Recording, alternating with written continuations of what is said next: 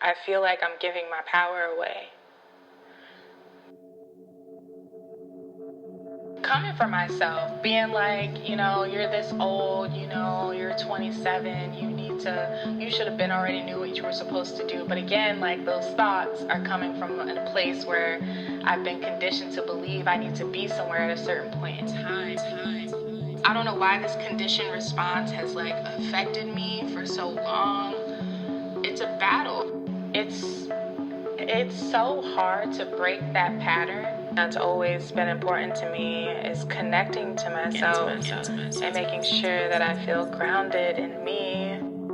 It's what's gotten me here and gotten me to create. I haven't done that since I was a child. Every single day I feel like I'm going to have to remind myself that I wasn't born to work and not enjoy life. What's the universe trying to tell me? This period of time in my life, I need a lot of space to connect to myself. I can't be on my phone all the time. It's overwhelming. I'm distracted. I'm afraid to connect to myself. I want to be in a state of consciousness where I'm present for hours. I want to know myself. Enjoying life is to not be taboo. It doesn't make you less of a person. I don't want to focus on just material things. I'm human. People are human. And when I focus on money or success, it's I forget that at the end of the day, I'm so much more than that. And I want money. I want success. That's not what I'm saying. I forget about appreciating the ground that I literally walk on, the fact that I'm able to breathe every single day. The parts that make me and that help me enjoy life. I don't want to die knowing that I worked for the system that was made to oppress me. Having these epiphanies, I've been trying to be more intentional with how I spend my time. If something hits the fan and I'm calm, cool, and collected, and trust that everything is going to be okay because there are external things outside of my control, to know that it's not my job to fix everything. It's not my job to know how to fix everything. It's been one of the hardest messages for me to comprehend and surrender to. And now I'm becoming more free from that. And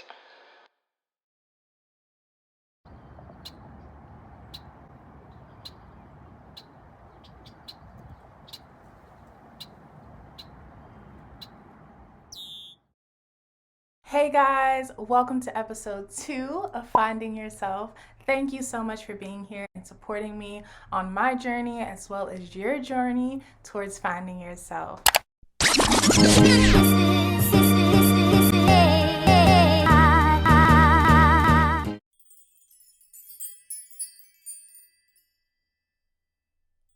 So time is one of the most abstract concepts known to man. It's how we end up going about our day-to-day.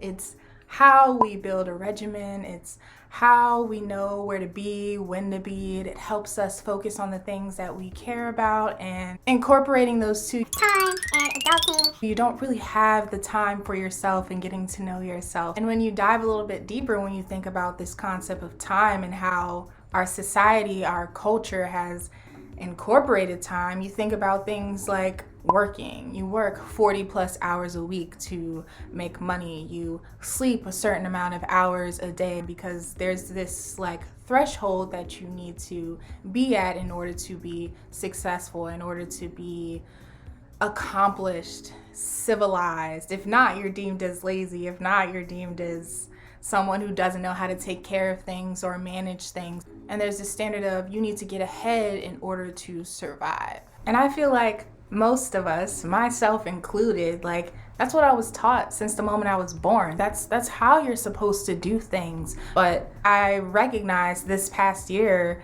reflecting within myself, was that it was to my own detriment. It didn't show up in the ways that I thought it would. I wasn't as successful as I thought I was, no matter how much I kept trying to work at things or overwork myself. I was exhausted. I was drained. I got sick.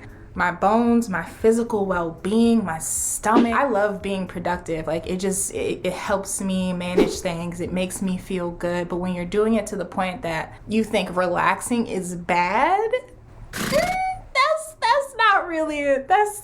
It's not good. How many people are not afraid to take a mental health sick day? Because I know personally, I was terrified to take a day off because I was worried I would get fired or something. It's so crazy to think that the way that you were taught to go about life is hindering you or making you feel worse about yourself.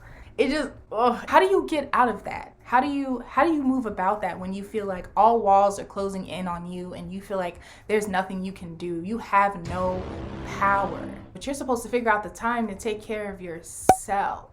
You're supposed to be adulting. You got to make sure you're managing, taking care of your body, your health, your well-being. It's crazy to me because also when you're working a job, most of the time you're not even getting paid enough to get the tools that you need to take care of yourself. It's like all of the things that you're being told will help you be successful are the things that are not helping you at all. And making the decision to go against societal rules, societal expectations, societal's time is one of the most difficult decisions because it takes reprogramming of your mindset. Change is very uncomfortable. When you're following a certain regimen for pretty much all of your life, it's going to feel wrong when you're taking steps to do something completely different. We're humans. In a general sense, we're fixed. We're in a fixed energy. We're going about things a certain way, but it doesn't mean you're doing it wrong. It doesn't mean you're doing the wrong thing. When I was learning about being more intentional with yourself and spending more quality time with yourself, I was like, I ain't got no time to do that. Like, I'm busy, I have a job, I have bills to pay. How am I supposed to know how to go about taking care of myself? You know what I'm saying? So I have decided to give you 3 tips on how to be more intentional with yourself, and hopefully through that journey, you begin to create your own regimen and develop your own way of going about managing yourself and taking care of your sacred time. As long as you're being intentional, as long as you're doing it every day or every other day, then you'll begin to see other things that are possible because you are building a new foundation. You are building a new ground for yourself to live in. Grounding. I like to think of it as a spiritual or a therapeutic practice. It has helped me be in the more present moment, and I think being in the present moment is how you kind of you tame that autopilot mode where you feel like you have to do all of these things to live. What you do, you sit in a space. Hopefully it's a personal space. It's a space that is connected to you. It's your room, just make sure you're alone. And you just sit there and you're paying attention to your senses. So like your 5 senses. And the reason I like doing this in my space is because it helped me realize the person that I was. Because when you're on autopilot, you don't really, for years, I didn't know who I was. I was constantly searching for it through people, asking people questions and things. But all of those answers are inside of you. I promise you. You just pay attention to the things that are surrounding you, and it shows you it's a reflection of who you are.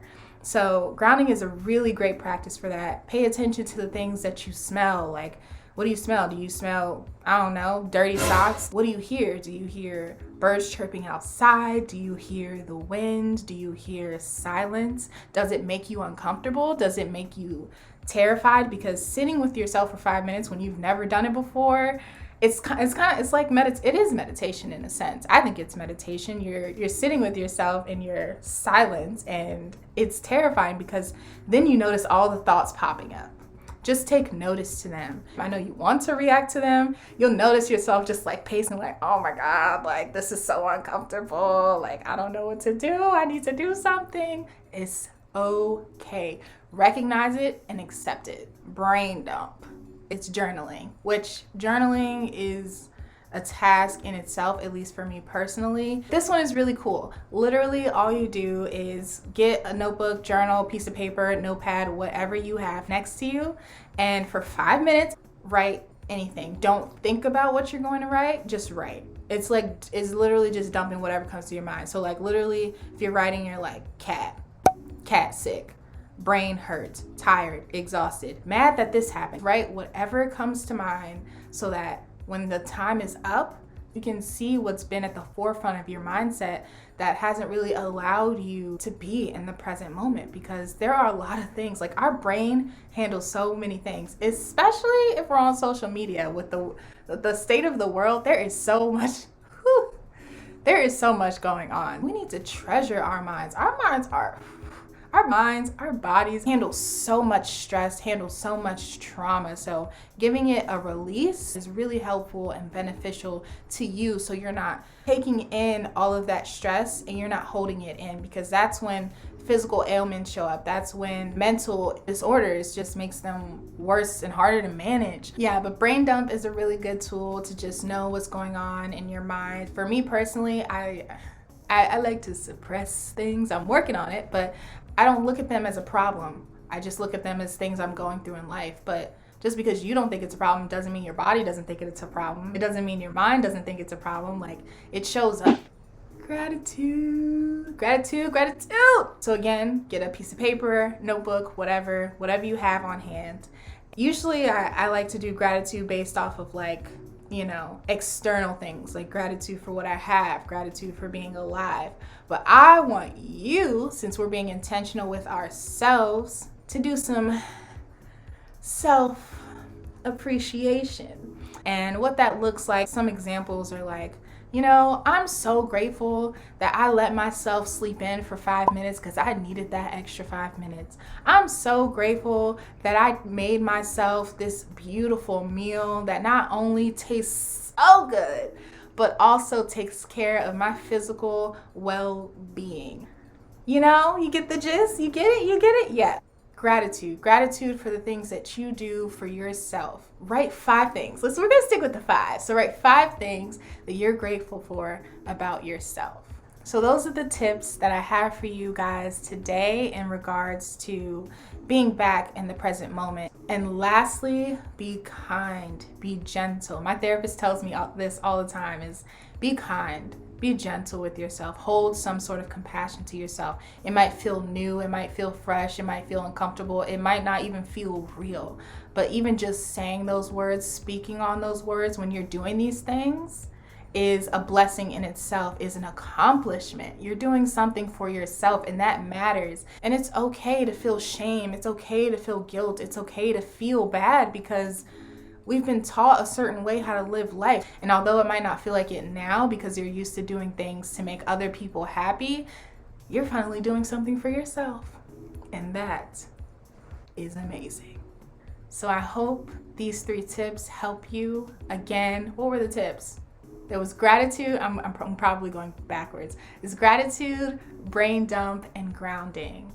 Just let me know how these tips worked for you, how they didn't work for you, what came up, anything that you're comfortable with talking about. And yeah, that's all I have for this episode. Thank you guys so much. Again, don't forget to hit that subscribe button and hit that notification bell so that you know when I upload next. Thank you so much. Have a great day, guys, and welcome to Finding Yourself. Bye, guys.